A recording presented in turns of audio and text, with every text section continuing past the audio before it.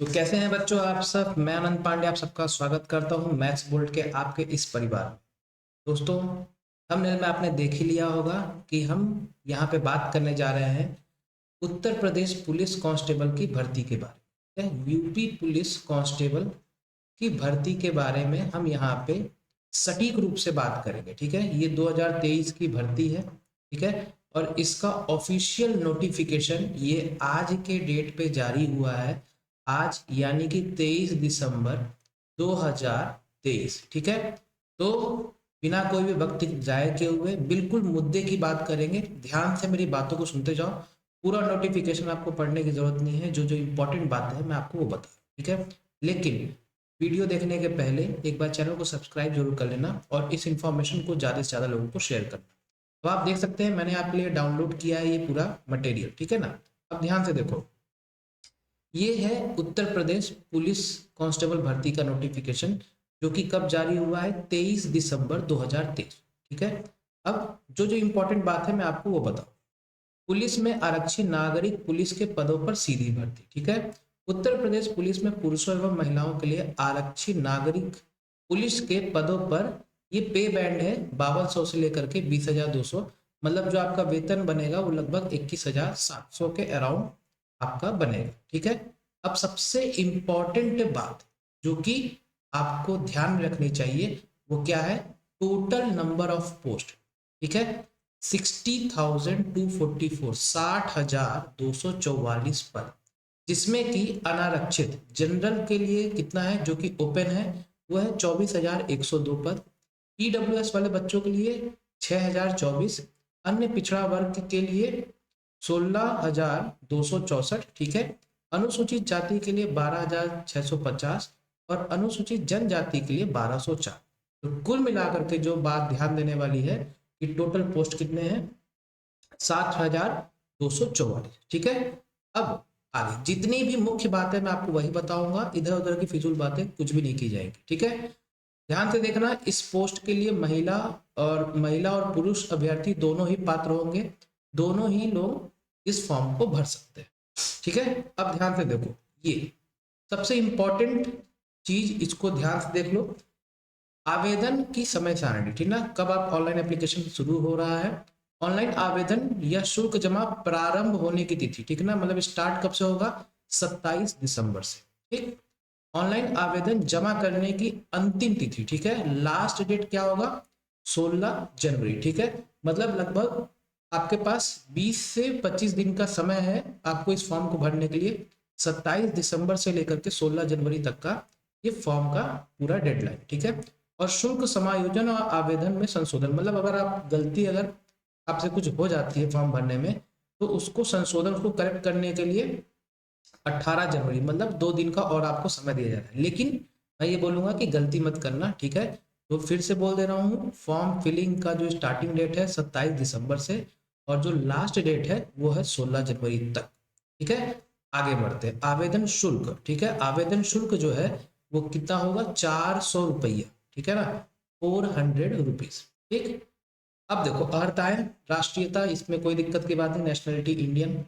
ठीक है, जो जो इंपॉर्टेंट चीजें मैं आपको वही बता रहा हूँ। शैक्षिक अर्हता मतलब एजुकेशनल क्वालिफिकेशन। ठीक है, जो कि सबसे इंपॉर्टेंट पॉइंट है, मैं आपको बताना चाहूंगा क्या है कि कुछ नहीं, सिर्फ और सिर्फ 10th या फिर 12th। ठीक है, या तो आपका 10th हो या 12th हो, जो भी इस कैटेगरी में बच्चे हैं वो सब के सब इस फॉर्म को भर सकते हैं, या तो 10वीं और या 12वीं, इसमें से कुछ भी आपका है, आप ये फॉर्म को बिंदास भर सकते हैं। ठीक है, आगे बढ़ते हैं, ध्यान से देखो। अच्छा, एक और चीज, ठीक है, जो भी बच्चे अपीयर्ड या अपीयरिंग वाले होंगे, मतलब जिनका ये 10th और 12th नहीं हुआ होगा, जो कि 10वीं में अभी होंगे या 12 या 10वीं में होंगे, 12वीं वाले को तो दिक्कत नहीं है, जो 10वीं में होंगे वो ये फॉर्म नहीं भर सकते। ठीक है, आगे बढ़ते हैं। अच्छा, ये भी एक इंपॉर्टेंट चीज है, ध्यान से देखो, अधिमानी अहर्ताएं। ठीक है, ये क्या है, अन्य बातों के समान होने पर ऐसे को प्रेफरेंस दिया जाएगा, जैसे मान लो कि लास्ट में क्या होता है कि जैसे टाई अप हो गया तो उसमें किस अभ्यर्थी को ज्यादा प्रमाणित वो प्रेफरेंस दिया जाएगा, जिसका कि डोएक या NIELT सोसाइटी से कंप्यूटर में ओ स्तर का प्रमाण पत्र किया हो, पहला पॉइंट। या तो प्रादेशिक सेना में न्यूनतम 2 वर्ष की अवधि तक की सेवा की हो, ठीक है, या फिर NCC का बी प्रमाण पत्र हो, ठीक है। तो ये 3 पॉइंट्स हैं, ठीक है। अब सबसे अगला क्या आता है, आयु, ठीक है, आयु, ओके। तो कुल मिला के याद रखे रहो, जो पुरुष अभ्यर्थी हैं, जो पुरुष हैं, जो मेल हैं, उनके लिए 18 से लेकर के 22 वर्ष की आयु है, ठीक है। और कट ऑफ डेट, जो जिस डेट से इसको काउंट किया जाएगा वो है 1 जुलाई। 1 जुलाई कब है, 2023 से, मतलब 1 जुलाई 2023 को आपकी जो मिनिमम जो एज होनी चाहिए वो 18 वर्ष होनी चाहिए, और मैक्सिमम आप 22 साल तक के आप होने चाहिए, ठीक है।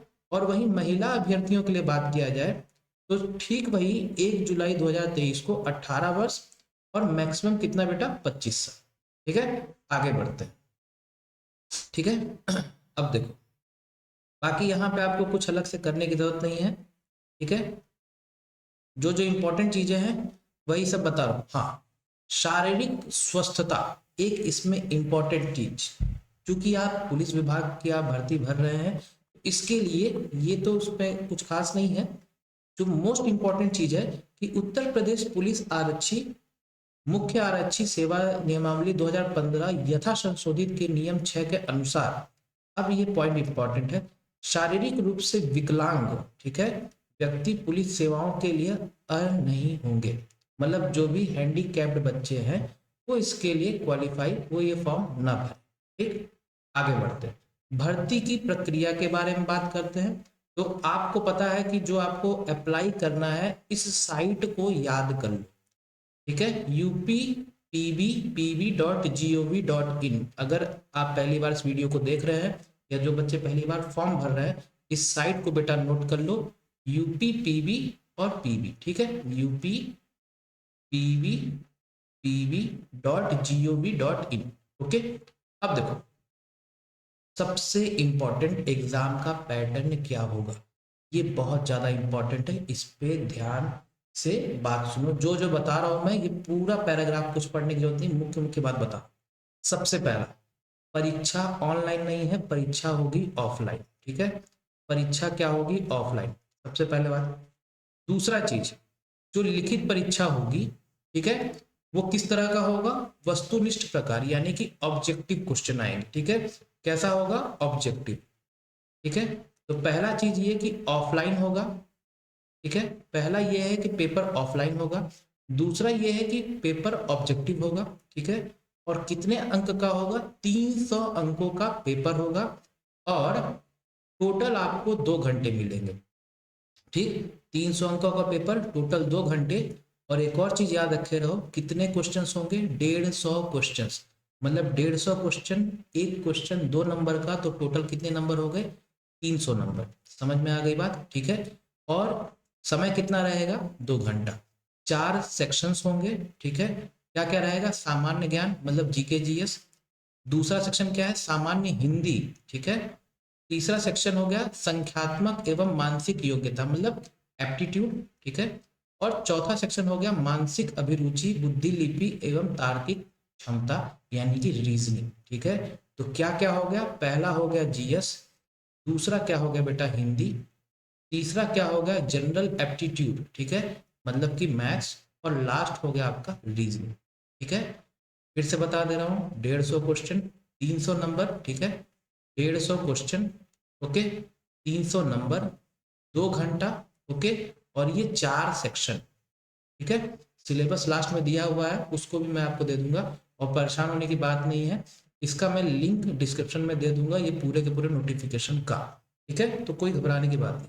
अच्छा, एक और इम्पोर्टेंट चीज इसमें ध्यान से दिखना कि अब की बार, ठीक है, सही होने पर आपको 2 अंक तो मिलेंगे, ठीक है, लेकिन अब की बार नेगेटिव मार्किंग भी है, ठीक है, नेगेटिव मार्किंग भी है। और गलत होने पे आपके -0.5 नंबर कट जाएंगे, मतलब सही होने पे 2 नंबर और गलत होने पे 0.5 नंबर कट जाएंगे। तो ध्यान से देखना, बहुत इंपॉर्टेंट, और नेगेटिव मार्किंग होना मतलब कि बहुत अच्छी बात है। ठीक है, समझ में आ गया? आगे बढ़ते हैं।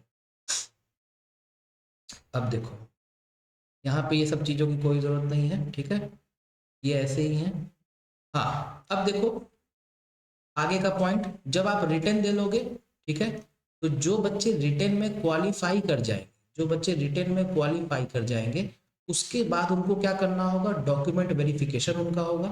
ठीक है, और क्या होगा, फिजिकल स्टैंडर्ड टेस्ट। तो डॉक्यूमेंट वेरिफिकेशन में आपको अपने डॉक्यूमेंट्स दिखाने हैं, और फिजिकल स्टैंडर्ड टेस्ट में क्या क्या होगा बेटा, मतलब आपकी कुल मिला करके फिजिकल माप आपका देखा जाएगा। आप देख सकते हो यहाँ पे, ये सिंपल सा चीज है, सामान्य अन्य पिछड़े वर्ग या अनुसूचित जातियों के पुरुष अभ्यर्थियों के लिए न्यूनतम जो ऊंचाई होनी चाहिए वो 168 सेंटीमीटर होनी चाहिए।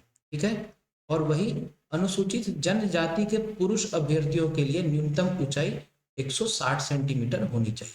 क्लियर है, दोनों ही कैटेगरी बता दिया। सीना, ठीक है, बाकी ये देख लो 79 सेंटीमीटर और 84 सेंटीमीटर, ये मैं आपको इसका लिंक दे दूंगा, आप इसको ये पढ़ सकते हैं। ठीक, जो जो मेन बात है मैं वो बता रहा हूँ। ठीक है, इसी तरह से महिलाओं का भी दिया है, तो महिलाएं भी देख सकती हैं। 152 है, मतलब जनरल कैटेगरी या ओबीसी। ठीक है, अनुसूचित जातियों के लिए, और अनुसूचित जनजातियों के लिए 147 सेंटीमीटर ऊंचाई महिलाओं के अगर दृष्टिकोण से बात किया जाए। ठीक है, और यहाँ वेट दिया गया है 40 किलोग्राम। ठीक है, आगे बढ़ा जाए। ओके, अब जब आपका हो गया रिटर्न, ठीक है, रिटर्न के बाद फिर आपका क्या हो जाएगा, डॉक्यूमेंट वेरिफिकेशन और फिजिकल स्टैंडर्ड टेस्ट। ठीक है, ये हो गया पहला, ये हो गया दूसरा। जब आप इन दोनों में कर लेंगे तो तीसरा स्टेज जो है वो क्या है, फिजिकल एफिशिएंसी टेस्ट, वही दौड़ भाग वाला। ठीक है, और दौड़ भाग में क्या करना है, ये है इंपॉर्टेंट लाइन, पुरुष अभ्यर्थियों को 4.8 किलोमीटर, ठीक है, 4.8 किलोमीटर की दौड़ को 25 मिनट में करना है, और महिला अभ्यर्थियों को 2.4 किलोमीटर, मतलब ठीक उसका आधा दौड़ 14 मिनट में पूरी करनी होगी। ठीक है, तो पुरुषों को मतलब जो मेल कैंडिडेट्स हैं उनको 4.8 किलोमीटर 25 मिनट में, और महिलाओं को 2.4 किलोमीटर की दौड़ 14 मिनट में करना होगा। ठीक, तो ये सिर्फ और सिर्फ क्वालिफाइंग नेचर का होगा। जब आप ये तीनों आप जब क्वालिफाई कर जाओगे तो एट लास्ट जो सूची तैयार होगी, जो मेरिट तैयार होगा, वो सिर्फ और सिर्फ आपके रिटर्न पे आए हुए नंबर्स के आधार पे तय होगा। ठीक है, समझ में आ गया?